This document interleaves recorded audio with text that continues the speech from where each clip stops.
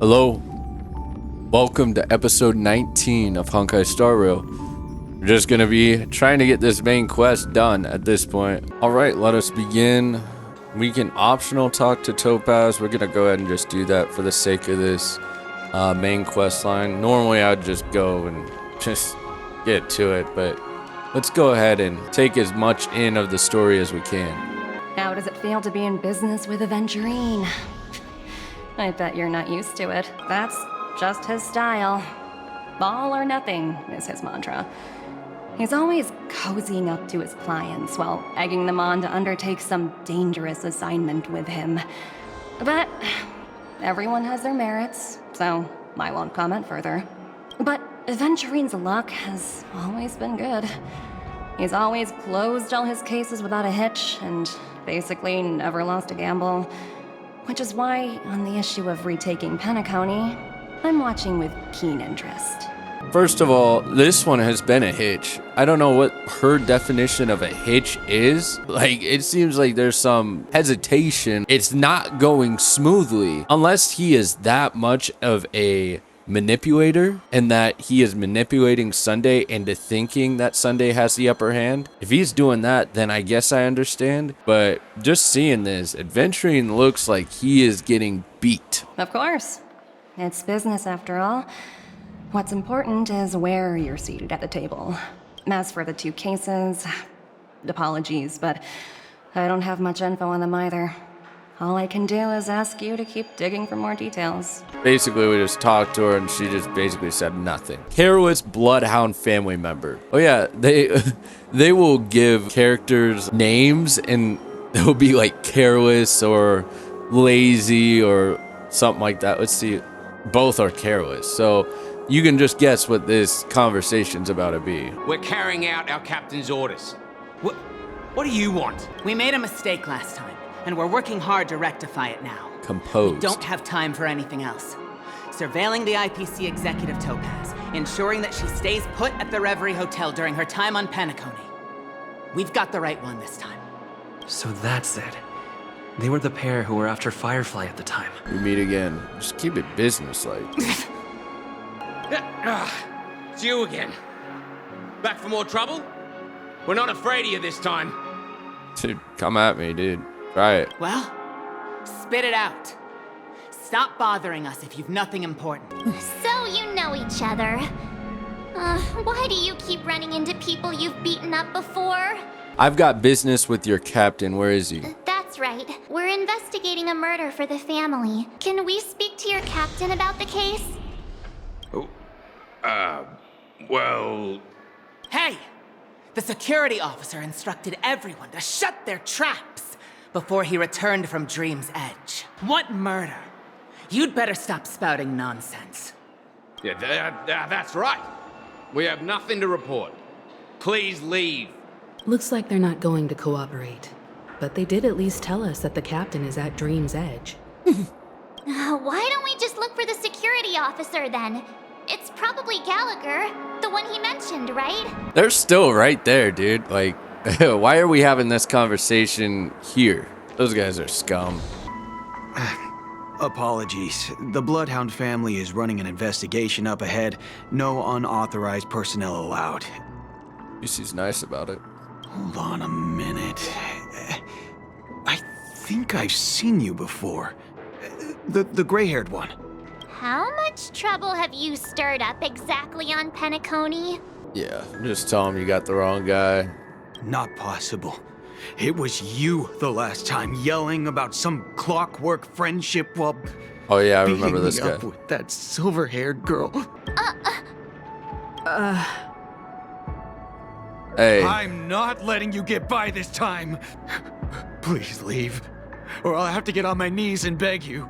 Jesus, so he's not even like, this point, I'm not gonna fight you, but like, don't go further. Huh? What kind of heinous crime have you committed now? Just don't listen to him. You trust me or not? Hold on, sir. We have documents authorized by the family that would aid your investigation. If it wouldn't trouble you, could we see this Mr. Gallagher? Who exactly is this Gallagher you keep talking about? There have been a few people mentioning this name. Even the one with the gray hair. He didn't send you all here? It was the security officer who dispatched us. That's all I can divulge. He'll do. He's the one we've been looking for. Sorry, no can do. The boss said that since it's a matter of the family's reputation, no one's allowed through. Everyone, please leave. There's really no need for us to make things difficult for each other, right? We're really sorry for troubling you.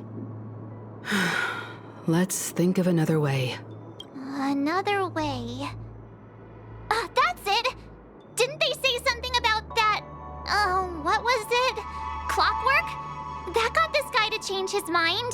Why are we discussing this right in front of him? Now he's gonna be sketched the fuck out. Can you perform it again?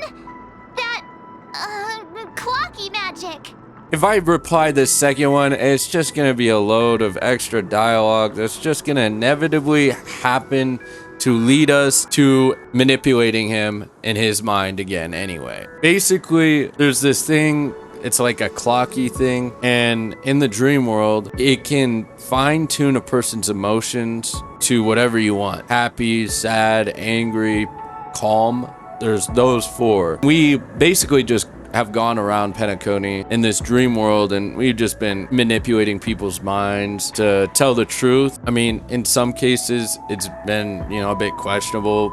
You get rewards for doing it, so they do want you doing it. Basically, the person will feel a certain way, and they'll say a certain thing. Sometimes they can't feel a certain emotion, so you have to go out and absorb emotions from some other people, and you'll get a gear that will correspond with one of those four emotions. Let's say they can't feel sad. You go out and find someone who can feel sad. You absorb their emotions with this clocky, and then you go ahead and go talk to them, and then you just give them the sad gear. That's how that works, and then they feel sad, but they're able to find peace within it. Them feeling sad is more, they're now able to come clean and clear with how they truly feel, and then able to find peace within it.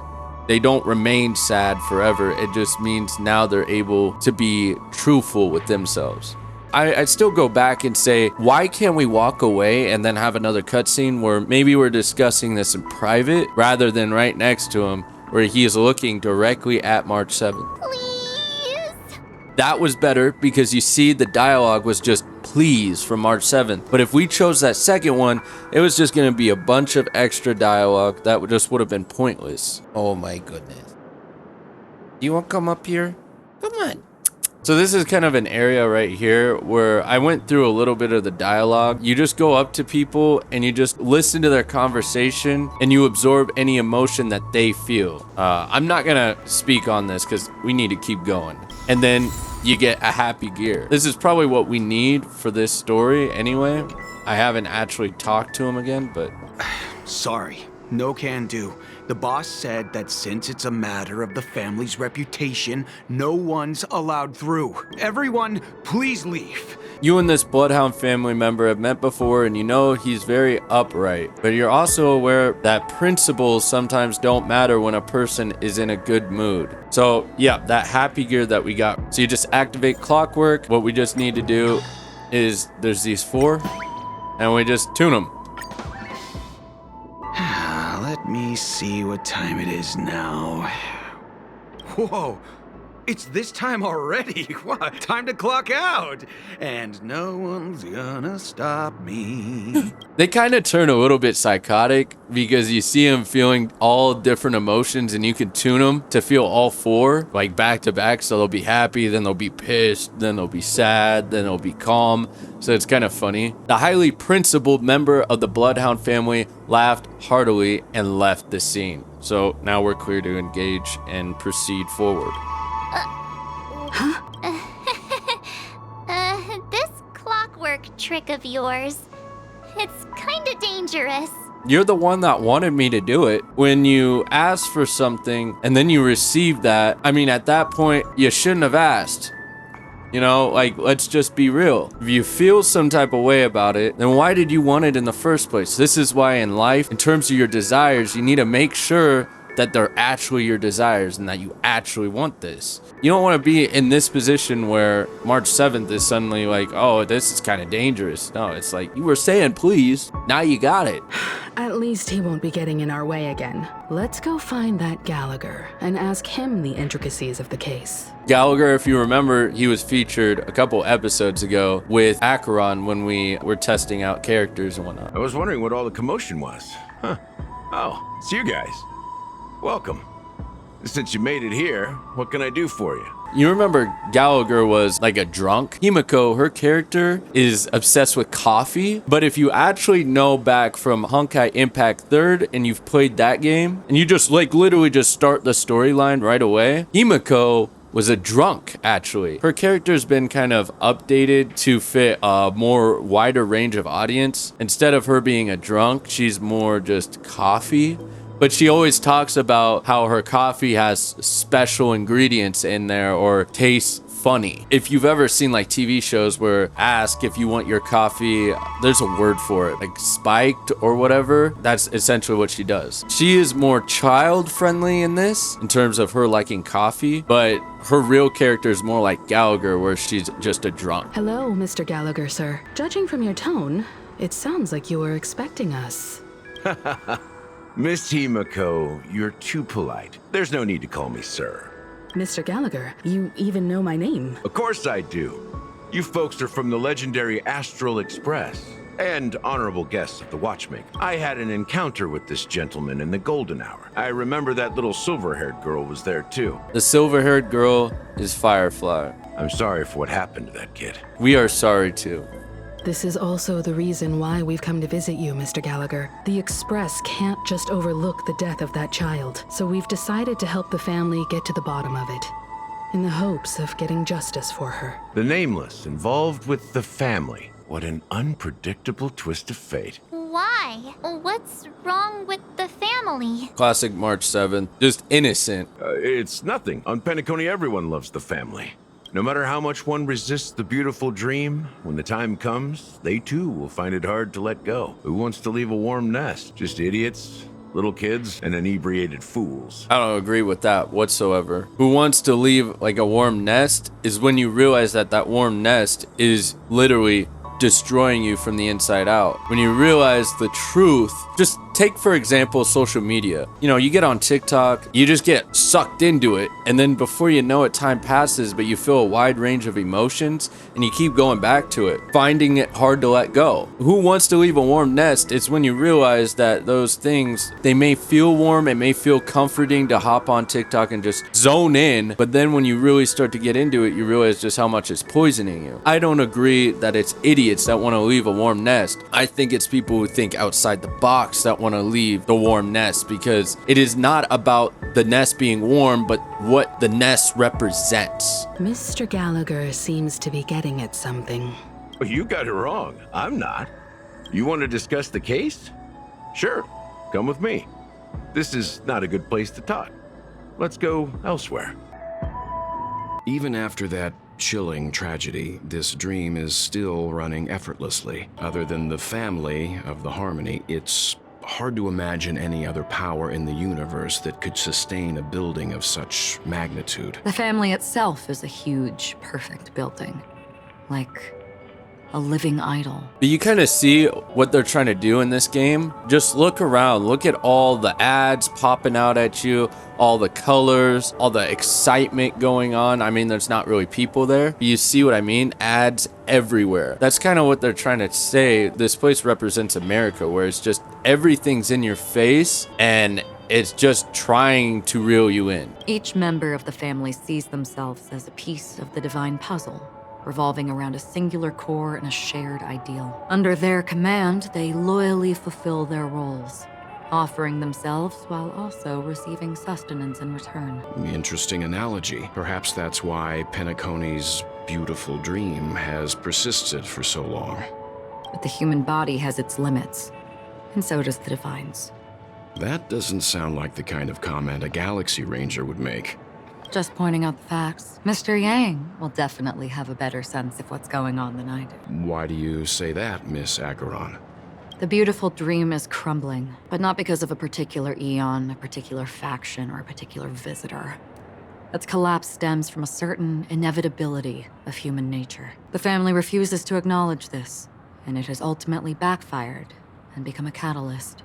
As people immerse their souls in the dreamscape, where consequences and pain cease to exist, and only ease and pleasure prevail, they draw closer and closer to necrosis. Regardless of the perceived bliss, death looms as the inevitable conclusion.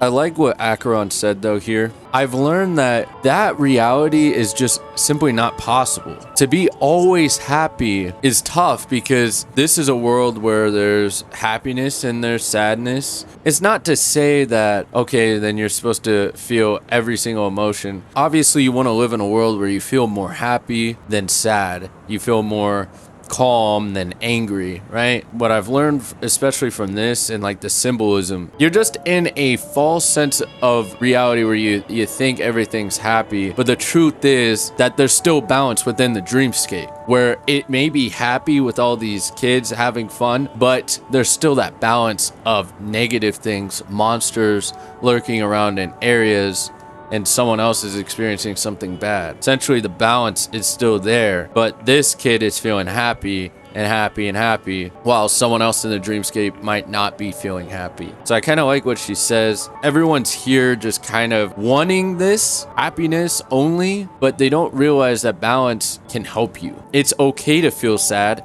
It's okay to feel mad, but your character is defined on what you choose to do in that moment. What you choose to do, how long you choose to feel that way is your choice. What do you want to feel in life? Do you want to feel happy? Do you want to feel sad? Do you want to feel angry? And then build your life around that. So when you feel some type of way, realize that more times than not, you don't have control over the situation. Understand what your true values are, what you truly want to feel. You want to feel happy? You have to accept that there's going to be times where you're angry, but you just got to learn that you don't want to be angry 24/7 or more than you're happy. You want to accept those emotions that do come and flow through you, but learn to get them out in a mature way or in a way that lines up with your moral standing. Also, this necrosis will diffuse and spread. One piece of the puzzle's mutation will eventually cause the entire building to shake, break, and crumble. In the end, the dreams that people built in the name of freedom became the cage that imprisoned them. Exactly. Your sense of what you think will lead you to happiness sometimes could be the complete opposite of actually what's going on, because you abandon your moral standing, the way you truly feel about things. You just kind of go into an illusion and you're just like, yeah, whatever.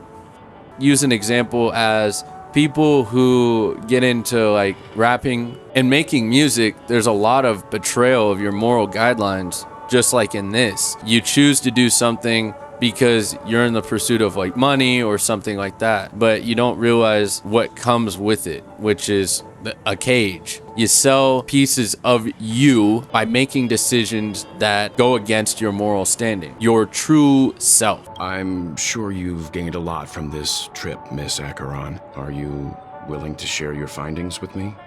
Of course, that's if I remember. She says this as her hand gently rests on the hilt of the sword. This is the second time that statement has shown up. She said that back for that demon-looking thing, and then quickly lets go in the blink of an eye. Does she remember her conversation with Sam? Yeah, what's going on here? Don't mind me. It's just a habit. Owing to events in the past, I've become easily forgetful. It's only when this sword is unsheathed that those hazy memories start to become clearer. Take your time. That should do it. I vividly remember everything that occurred on Penacony. Ask away. We might as well ask all these questions because we need to figure out more about what's going on. Regarding the moment of daybreak, I have no idea what that is. The moment of daybreak. I've heard that's where the Dawn Factory, which processes the foundation of the dreamscape, is located. Behind the dreamscape's song and dance stand many imagination factories. Workers create all kinds of whimsical works day in and day out in their dreams. Then they return to reality and sleep on a narrow bed in a room, a far cry from luxury. They say it will suffice. Experiencing the bizarre and motley dreamscape is the best reward. There I encountered a young woman who had just come of age. the perfect time to indulge in beautiful dreams. Her greatest wish was to one day move to the golden hour and see the magnificent garments she had woven with her own hands. For certain reasons, her wish was difficult to fulfill, but I managed to bring her a garment. Okay, regarding the Gilded Hour. Gilded Hour. It's said to be Penacony's currency center. Yes, it is a fortress-like financial city, the economic heart of the dreamscape. The Pepeshi people of the Alfalfa family are there to keep it running, sending blood that is made from money everywhere on Penacony. Everyone there is exquisitely dressed and always in a hurry. The greatest wish of the local Pepeshi people is for their future generations to work in the Gilded Hour. I've never met anyone who is willing to talk. I could only stand at the crossroads, watching crowds of people hurrying like the wind through the jungle of steel, only to deposit the alfalfa credits that they'd earned into the bank's vault. I don't know if they would open the vault's door, but before I left, I witnessed a well-dressed Pepeshi person plummet from the sky, while those around him continued on their way, unfazed. Jesus. About the Blue Hour. I hear the Blue Hour is very romantic. Do you have any tales to share? Perhaps Mr. Yang has heard. There is a large boat called the Eventide, anchored along the Sea of Dreams, where soft music and dancing persist endlessly every night. I ran into a wizened lady there. She was at the dock, waiting for her long-departed lover to return, waiting for countless hours within time that stood still. This kind of reminds me of these different areas that they have of Black Mirror. I don't know if you guys have ever seen that TV show. I'm obviously not trying to advertise that, but I like the TV show. They talk about certain cases where you get your desires and you're in places where your desires are constantly fulfilled. Basically, the negatives of when your desires are consistently and constantly fulfilled. In the humid sea breeze, she spoke of her own youth. Like many who desired wealth and love, they came to Penacony to pursue their dreams. Alas, her lover's consciousness was lost in the dark depths of the Sea of Dreams. Finally, she suggested we continue our conversation on a boat in the shallows. I agreed and boarded the boat with her, but she never said anything. Her eyes absent-mindedly gazing at the horizon for what seemed like forever. Finally, we retreated to the beach. About the moment of dusk. The dreamscape of chic, luxury, and consumerism, the moment of dusk. My companions have been there too. Then you all must have seen those who are attempting to realize their dreams, or have realized them, scattering money as if it were dust and betting it on all or nothing. Everything has a price, and everything can be bought or sold, even dreams themselves. I saw an Intellitron there, who was preparing to auction himself. When someone wins a bid under stipulated periods and rules, he would do the buyer's every bidding, becoming that person's very possession. What the? Why would you do that? That Intellitron had been auctioned off a dozen times, and I participated in his 13th. That was the grandest banquet I had ever attended. But never again did anyone cast another glance at him. This time around, there were no successful bids for him. Does he want to do that? What everyone asks of him? Or is that slavery? Literally, people getting auctioned. That's everything. This is what I've seen and heard along the way. Someone once said to me, Penacony wasn't like this a long time ago, nor should it be. I've traveled through the reality and dreamscape of the planet of festivities, watched the tides of night rise and fall, when time stopped for people, where the spirits of the rich and impoverished remain forever fixed on their own scales. This is why I think the collapse of the beautiful dream is inevitable. There might be a way to change everything.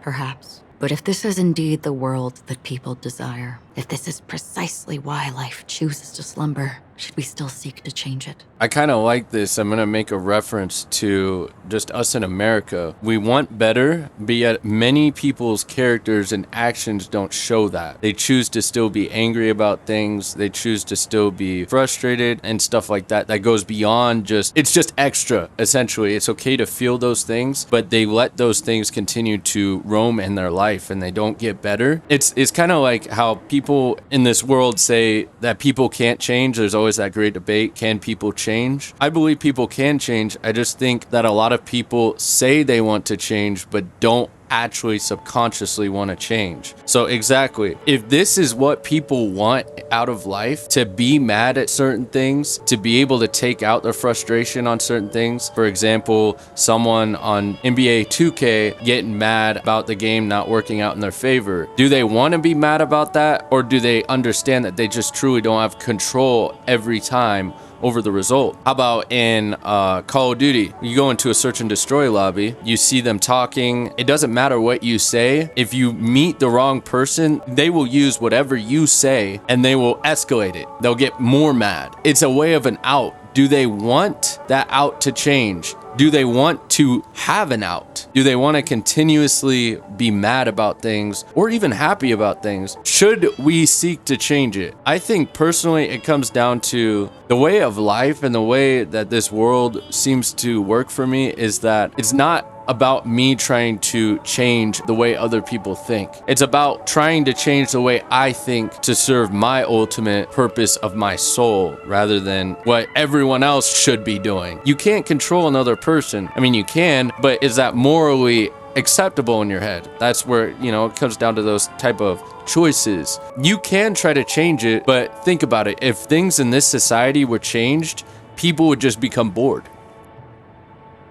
People would just be like, dude, I kind of liked it when I was complaining about things. I kind of liked it, because you come across so many people that like to complain. Rarely ever admit to it, but at the end of the day, when it comes to being peaceful or complaining about something, they're going to lean more towards complaining. It's truly a hard statement to really say which way to lean on. Should you try to change it, or should you kind of just let it be? It's up to you in terms of how you choose to perceive it. Basically, stop worrying about what other people and what they're doing, and focus on what you're doing and what you can control, right? You can't control everything. You don't need to come to a place like this to find happiness. Happiness is within you already. You just gotta be patient and just train your mind to focus on the right thing, rather than the distractions that lurk everywhere. If I go outside this house, there's gonna be distractions everywhere, right? How long do I give in to those distractions? When do I accept that this is my happy spot, being in here, instead of the temptation of the outside, going to bars and stuff like that? When do I accept what truly makes me happy, instead of the illusion of what I think makes me happy? Miss Acheron, now it's my turn to share a story with you. There was a man from my homeland who, at a time when the world was grappling with deep, unhealable pain, made a choice. He wove together the dreams of everyone in the world, linking people's dreamscapes, and shouldered this burden himself. From this, he created a giant, a spiritual atom. And since that moment, the giant stood between heaven and earth, becoming the pillar of the world's existence. As a price, those who found it hard to move forward, who could not advance, forever lost their future. They slumbered in a dream, devoid of disaster and pain, living out their days peacefully in the man's created utopia. And it is because of the wishes of those people who wished not to awaken that this spiritual atom became unbreakable. And yet, you stand here right now, which also means that man failed. Because people must always move towards the future. Even if human weaknesses make them pause when they truly cannot move forward, humanity will eventually seek a way to save itself. And that man, he was never a failure. Like everyone in that world, he etched the possibilities of human nature into his heart. He was the sun chaser of legend, soaring towards the sky and embracing his final victory with his fall. He ascended to heights uncharted, only to come face to face with the sun, a place not visited by anyone before. His wings would melt because of it, only for him to fall into the sea. And after that, countless others would surpass him, soaring to even greater heights. A fitting metaphor for the Nameless's trailblazing spirit. Thank you, Mr. Yang.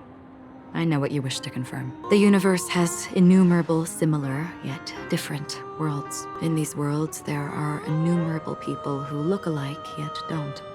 I too have embarked on journeys, encountering old friends with familiar faces on different worlds, witnessing their destinies follow paths similar to mine. So I will tell you, even if not completely similar, the story you just told, it overlaps with my past. And within that abyssal dream, I ended that man's life alone. Yeah. I am not who you think I am, nor will my home be as fortunate as your world. I am sorry. It's fine. I don't mind, so long as I can alleviate your suspicions. There's something I still wish to know, Miss Acheron. Under that representation of the hunt, exactly what sort of power is it that has motivated your solitary journey thus far? Mr. Yang, before answering that question, I wish to continue the previous topic. I like your analogy very much. Indeed, birds are born to fly, but in a distant past, their ancestors could only gaze at the sky in envy. They saw that faraway ray of light from above the heavens, piercing through the clouds and blanketing the earth. And so, time and time again, generation after generation, the birds spread their wings and took to the sky, attempting to touch its ceiling, all because the sun was there. Then, what if the last bird finally soars into the sky, only to realize that the end of the light is not the sun, but darkness? Then why, exactly, do we even walk towards the light? Dude, they gotta give me a break. At least. They gotta, like, let me go and talk to Black Swan, or just give me a little bit of a break here so I can end this. Long time no see. Having fun on Penacony? Acheron?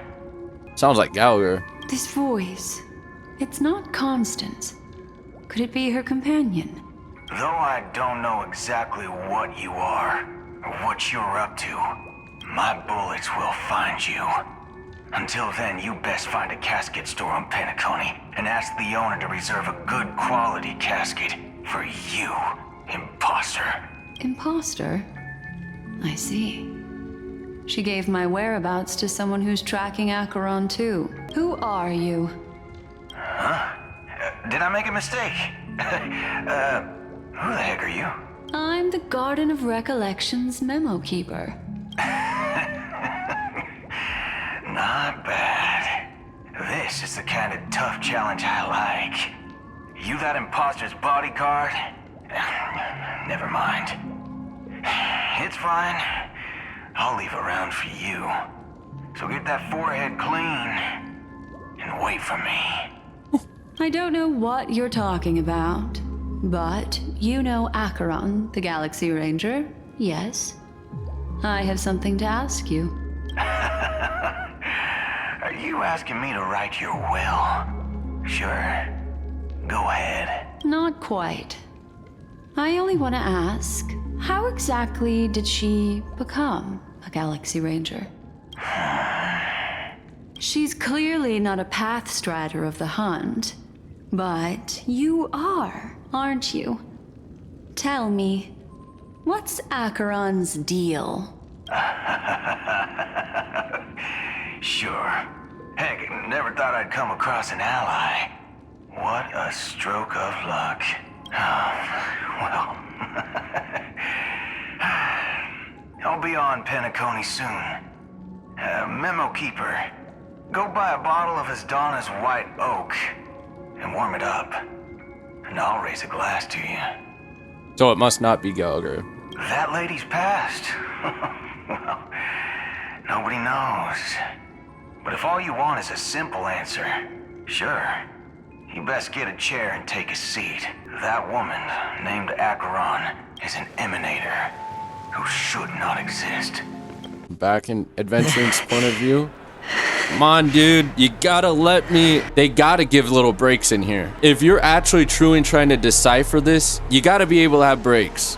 We switched to Adventuring's point of view, so we should be just standing right in front of him, and there should be a yellow icon above him, and the thing to the right should say, talk to Dr. Ratio. I should be able to take a break here. You look pale, or is that also part of your act? I didn't think you'd have the nerve to show yourself. I thought this was exactly what you wanted. After all, I faithfully fulfilled my duties as you instructed. Just tell me if you can't hold on any longer. So, the genius of the Council of Mundanites wants to be my Undertaker now.